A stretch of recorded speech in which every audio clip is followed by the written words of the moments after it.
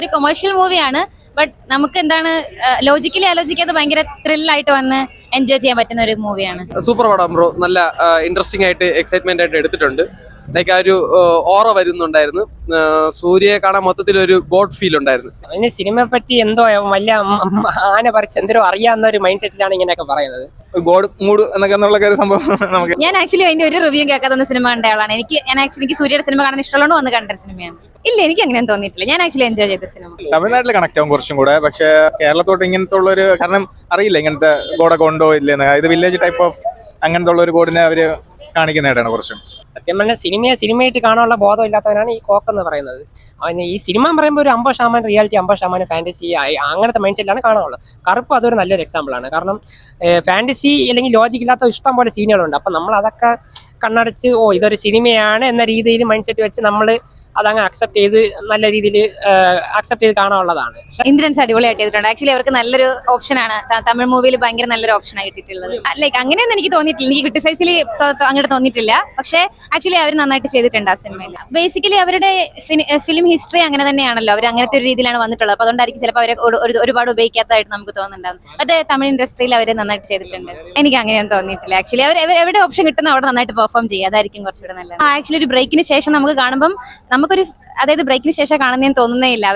അവർ നന്നായിട്ട് പെർഫോം ചെയ്തിട്ടുണ്ട്. നമുക്ക് പഴയ സിനിമയിൽ കാണുന്ന അതേ എനർജിയിലും ഒക്കെയാണ് കാണുന്നത്. അവരെ കണ്ടിരിക്കാൻ തന്നെ നല്ല രസമുണ്ടായിരുന്നു. അതായത് കൈൻഡ് ഓഫ് ആൾക്കാർക്ക് തന്നെ ഇഷ്ടപ്പെടും അങ്ങനെ. കാരണം ആ ഒരു ബിലീഫ് സിസ്റ്റം ഒക്കെ ഉള്ളവർക്കൊക്കെ തന്നെ ഇത് അത്യാവശ്യം മനസ്സിലാവും. പിന്നെ ഒരു വിശ്വാസത്തിന്റെ മൂവി തന്നെ ഇത്. പിന്നെ ഓവറായിട്ട് നമുക്ക് ലോജിക് ഒന്നും എക്സ്പെക്ട് ചെയ്യാൻ പറ്റത്തില്ല. ഒരിക്കലും പറ്റത്തില്ല.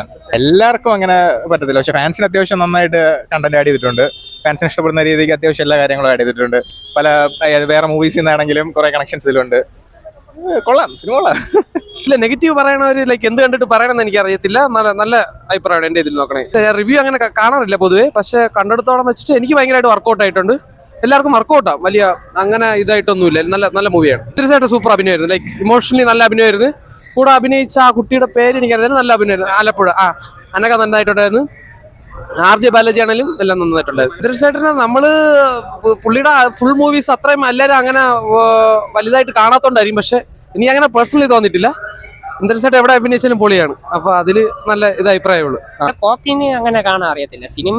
സിനിമയെ റിയൽ ലൈഫും വെച്ച് കമ്പയർ ചെയ്തുള്ള കുറച്ച് കൊണച്ച ഡയലോഗ് കേൾക്കുമ്പോൾ തന്നെ ആ കറുപ്പിന്റെ റിവ്യൂവിൽ തന്നെ 1100 കമന്റ് എന്തെങ്കിലും ഉണ്ട്. അതിൽ 1190 അവന്റെ തന്തയ്ക്ക് നല്ല വിളിക്കണ കമന്റ് ആയിട്ടാണ് ഞാൻ കണ്ടത്.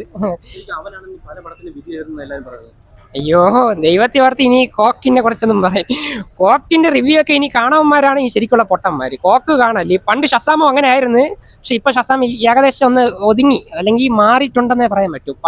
പണ്ട് കുറെ പീക്ക് അപരാധങ്ങളും വിളിച്ച് പറഞ്ഞവനായിരുന്നു. കോക്കിനേക്കാൾ അപ്പുറമായിരുന്നു പണ്ട്. പക്ഷെ ഇപ്പൊ അത്യാവശ്യം നല്ല ബോധത്തോടെയാണ് പറയണത്. ഇപ്പൊ നിലവിൽ കോക്കിനെക്കാളും ഷസാം ഭേദമാണ് എന്നും പറഞ്ഞ് ഷസാം നല്ല ബുദ്ധിയുള്ളവൻ അല്ലെങ്കിൽ ബോധമുള്ളവനെന്ന് പറയുന്നില്ല. കോക്ക് പോലത്തെ ഒരാളെ വെച്ച് നോക്കുമ്പോൾ ഷസാം ഇച്ചിരി ഭേദമാണ്. അങ്ങനെ ഇപ്പം പറയാൻ പറ്റും. ഇന്ദ്രൻസിന്റെ പെർഫോമൻസ് എല്ലാം നൈസ് ആയിരുന്നു. നമ്മളെ തന്നെ കരയിപ്പിച്ച് വിട്ട് നല്ലപോലെ പെർഫോമൻസ്. പക്ഷെ കുറച്ച് സീനുകൾ അല്ലെങ്കിൽ ഫസ്റ്റ് ഹാഫിന്റെ ഒരു പകുതിയേ ഉണ്ടായിരുന്നുള്ളൂ. അതുകൊണ്ട് അങ്ങനെ അധികം ആരും കാണത്തില്ല. ശരിക്കും പറഞ്ഞാൽ സൂര്യയുടെ പെർഫോമൻസ് നമ്മളെല്ലാവരും കണ്ടതുകൊണ്ട് ബാക്കിയുള്ളവർ നമ്മൾ മറന്നു പോണതാണ്. അതുകൊണ്ടാണ് ഇന്ദ്രൻസിന്റെ ഉൾപ്പെടെ ആരും അങ്ങനെ പൊക്കി പറയാത്ത. മനസ്സിലായി. ഇതൊക്കെ അവരവരുടെ തീരുമാനം പോലെ. പിന്നെ യൂസ് ചെയ്ത് കഴിഞ്ഞാൽ അങ്ങേര് നല്ല പോലെ പൊളിച്ചടുക്കി നല്ല പോലെ എടുക്കും. പക്ഷെ അങ്ങനെയും പറയാം. നിങ്ങൾ ചോദിച്ചതുപോലെ ആവാം. പിന്നെ അത് അങ്ങനെ സിനിമകൾ ഇനി അധികം ചെയ്യാത്തത് കൊണ്ടാണോ എന്ന് അറിയത്തില്ല. അതൊക്കെ എന്തിനാണ് സത്യം നമുക്ക് മൊത്തത്തിൽ അറിയത്തില്ലല്ലോ. അതൊക്കെ ഡിസിഷൻ പോലെ ആയിരിക്കും. ചിങ്കണി നടി ഒരു കുഴപ്പമില്ലാതെ നല്ല പോലെ അഭിനയിച്ച് അത്യാവശ്യം നല്ല പോലെ തന്നെ അഭിനയിച്ചു. അല്ല അങ്ങനെ വെറുപ്പീരിയഡൊന്നും തോന്നിയിട്ടില്ല. ചെയ്യേണ്ട റോള് ഭംഗിയായിട്ട് ചെയ്തിട്ടുണ്ട്. അങ്ങനെ ഇപ്പം പറയാൻ പറ്റത്തുള്ളൂ.